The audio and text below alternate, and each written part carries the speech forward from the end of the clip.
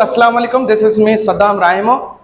मैं बायोलॉजी का टीचर हूँ। आज 9th क्लास का दूसरा चैप्टर हम लेकर आए हैं जो कि है बायोलॉजिकल मेथड और सॉल्विंग बायोलॉजिकल प्रॉब्लम्स। असल में पहले हम समझेंगे कि बायोलॉजिकल प्रॉब्लम क्या होते हैं। बेटा ये वो प्रॉब्लम्स हैं जो कि जिंदगी के साथ, जानदारों के साथ रिलेटेड कोई भी प्रॉब्लम्स साइंस के अंदर या बायोलॉजी के अंदर आता है तो उसको हम जो है एक साइंस सिस्टमाइज करती है जिसके अंदर हम वो पढ़ते हैं या हमें एक जो सीरीज देती है जिसके तहत हम ही जो है वो प्रॉब्लम की सॉल्विंग या स्टेप लेते हैं। अच्छा, पहले हम समझेंगे बेटा कि बायोलॉजिकल मेथड्स क्या है। बायोलॉजिकल मेथड वो मेथड्स हैं जिसको हम यूज कर हम जो भी कोई भी प्रॉब्लम्स आई है साइंस के अंदर, बायोलॉजी के अंदर, जानदारों के अंदर, तो उसको हम तरतीब दे सके, उसको हम बआसानी हल कर सके, तो उसको हमने यूज किया है। पहले हम समझेंगे कि साइंस इज सिस्टमाइज्ड नॉलेज। अब इसका मतलब ये है कि साइंस जो है सिस्टमाइज्ड नॉलेज है। अब सिस्टमाइज्ड नॉलेज क्या होती है? वो नॉलेज होती है जिसके अंदर, साइंस के अंदर कोई भी प्रॉब्लम्स हो, कोई भी उसका स्टेप्स लेना हो, तो वो पूरा सिस्टम है। पूरा साइंस एक हमें सिस्टम देती है जिसके तहत ही हम जो है उस प्रॉब्लम्स का सॉल्यूशन निकालते हैं। अच्छा, अब हम आते हैं कि बायोलॉजिकल प्रॉब्लम्स कौन सी होती हैं। अच्छा, वो प्रॉब्लम्स जो जानदारों के साथ, वर्ड बायोलॉजी देखें, बायो मीन्स लाइफ है, तो लाइफ के रिलेटेड कोई भी प्रॉब्लम्स अगर आती है तो उनको हम बोलते हैं बायोलॉजिकल प्रॉब्लम्स। अच्छा, हम आते हैं biological problems are solved through biological method. अब ये जो प्रॉब्लम्स है ना बेटा, ये हम जो है मेथड्स, बायोलॉजी के अंदर जो भी मेथड्स हमें दिए गए हैं उनको इस्तेमाल करके हमें जो है ये इसकी सीरीज बनानी पड़ती है। अच्छा, biological method begin with the chance observation. अब ये फर्स्ट स्टेप होता है, जैसे कि साइंस के अंदर हमने डेफिनेशन पढ़ी है बेटा, तो उसके अंदर क्या होता है कि हमें पहले ऑब्जर्वेशन करनी पड़ती है। जिस चीज को हमने गौर से देखना होता है, जिसके बारे में नॉलेज इकट्ठा करनी होती है, उसको हम बोलते हैं ऑब्जर्वेशन। अब ऑब्जर्वेशन क्या है? ऑब्जर्वेशन, हमारे पास 5 सेंस ऑर्गन्स हैं, उसको अगर हम इस्तेमाल करें तो उनके अंदर जो भी हमें ऑब्जर्वेशन, जो चीजें, जो इल्म हासिल होगा उसको हम बोलेंगे ऑब्जर्वेशन। अच्छा, ये कौन सी 5 सेंस ऑर्गन्स होती है? पहले हम आते हैं कि विजन होता है। जैसे कि एक कोई भी फ्लावर हम ले लें, जैसे कि रोज वगैरह, तो उसको हम कोई भी बोले कि ये रेड कलर का रोज का फ्लावर होता है, तो वो हमें कैसे पता चला? वो हमें चला कि विजन से हमने देखा। अच्छा, किसी ने बताया कि कोई भी बताया कि जो रोज होता है, कोई भी फ्लावर दूसरा होता है, उसका फलाना कलर है, कलर चेंज है, तो वो हमने सुना किसी से, तो हमने हमारे हियरिंग यूज की है। अच्छा, उसके बाद स्मेल। अच्छा, हमने कोई भी चीज को टेस्ट किया, टेस्ट करने से हमारी टंग जो है उसने बताया कि उस फलाने जो चीज का था वो टेस्ट कौन सा था।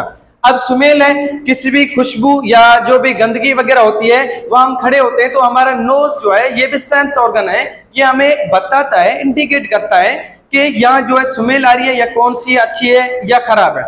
अच्छा, उसके बाद है टच। हमारे स्किन से हमें पता चलता है कि ये जो है कोई भी चीज गर्म कितनी है, कितनी चीज ठंडी है, तो ये सारा कुछ ऑब्जर्वेशन से ही मालूम होता है, जो कि फर्स्ट स्टेप है हमारी बायोलॉजिकल मेथड का। अच्छा, जो ऑब्जर्वेशन के बाद हमारे आता है हाइपोथेसिस। अच्छा, जितना ऑब्जर्वेशन अच्छा होगा उतना ही हाइपोथेसिस अच्छा होगा।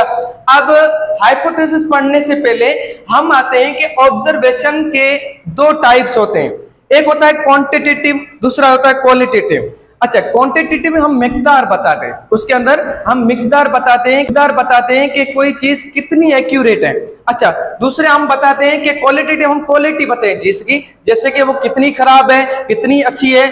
अब जो क्वांटिटेटिव जो बेटा ऑब्जर्वेशंस है, ये मोस्ट एक्यूरेट या हम बोले मोर एक्यूरेसी देन क्वालिटेटिव, क्योंकि इसके अंदर हम मिसाल के तौर पर कोई भी चीज हमें बताने पड़ती है कि फलानी चीज हमने ऑब्जर्व की है, वो 70% ऑब्जर्वेशन उसकी सही है, तो हमने क्या किया, एक फिक्स्ड वैल्यू या फिक्स्ड हमने क्या किया, एक तादाद बताई कि भाई फलानी ऑब्जर्वेशन हमारी 70% जो एक्यूरेट है, सही है। अच्छा, क्वालिटेटिव में हम बस वर्ड यूज करते हैं, जैसे कि गुड है, बेड है, जैसे कि हमने फलानी ऑब्जर्वेशन की जिसके अंदर हमने क्या किया कि क्वालिटेटिव के अंदर वो गुड थी या बेड थी, इसके अंदर हमें पूरा मालूम नहीं आता, ये लेस एक्यूरेसी है। जैसे कि इसकी पॉइंट जो है हमने बोर्ड पर लिखी है, जैसे कि हमारी क्वांटिटेटिव की पॉइंट है मोर एक्यूरेसी। अच्छा, हम क्वालिटेटिव पर आते हैं तो वहां लिखा हुआ है कि हैव लेस एक्यूरेसी, एक दूसरे के अपोजिट है। अच्छा, इट इज मेजरेबल, ये क्वांटिटेटिव जो हमारी है जो ऑब्जर्वेशन, इसको हम मेजर कर सकते हैं। हम नंबर, मैंने पहले बताया कि इसके अंदर हम नंबर जो भी देते हैं वो हमारी क्वांटिटेटिव में आता है। अच्छा, उसके अंदर हम मेजर नहीं कर सकते, किसको? क्वालिटेटिव को हम मेजर नहीं कर सकते। अच्छा, तीसरी पॉइंट है इट रिकॉर्ड्स इन नंबर्स। अब इनके अंदर जो भी क्वांटिटेटिव होती है, इनके अंदर हम नंबर्स इस्तेमाल करते हैं। ये मैं पहले भी बताता आ रहा हूं कि इनके अंदर नंबर्स यूज होते हैं, इनके अंदर जस्ट हम वर्ड्स इस्तेमाल करते हैं कि गुड है, बेस्ट है, एक्सीलेंट है, जो भी है। अच्छा, अब हम आते हैं हाइपोथेसिस क्या है। Hypothesis tentative explanation of observation, मतलब ये एक आरजी, टेंटेटिव का मतलब होता है कि एक आरजी हमारी ऑब्जर्वेशन के तहत ही बनाया है। ये गलत भी हो सकता है, सही भी हो सकता है, ये टोटली डिपेंड करता है हमारी ऑब्जर्वेशन के ऊपर। अच्छा, अब हम आते हैं कि हाइपोथेसिस को सोल्व करने के लिए दो मेथड होते हैं। कौन से दो मेथड है? एक होता है डिडक्टिव रीजनिंग, दूसरा होता है इंडक्टिव रीजनिंग। अब डिडक्टिव रीजनिंग जो होता है मूव्स जनरल टू स्पेसिफिक, ये जनरल से स्पेसिफिक की तरफ जाता है, जैसे कि इंडक्टिव रीजन है वो स्पेसिफिक टू जनरल आता है।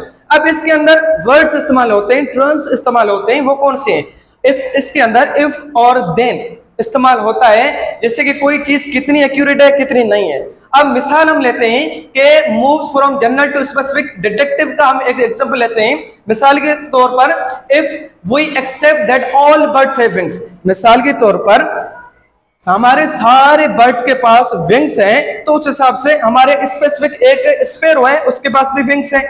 अब हम इसके अपोजिट जाते हैं, इंडक्टिव क्या है? इंडक्टिव है move from specific to general. अब ये स्पेसिफिक जनरल से जाएगा, जैसे कि हमने बताया कि हमारे स्पैरो के पास विंग्स होती है, सो उस हिसाब से जितने भी दुनिया के अंदर बर्ड्स हैं बेटा, उनके पास क्या है? विंग्स है। सो अब ये थोड़ा इंट्रोडक्शन था इस चैप्टर का, जिसके अंदर हमने पढ़ा कि ऑब्जर्वेशन, हाइपोथेसिस, और इसके बाद एक्सपेरिमेंट है, एनालिसिस है, वो इंशाल्लाह नेक्स्ट वीडियो के अंदर हम जो डिटेल से पढ़ेंगे।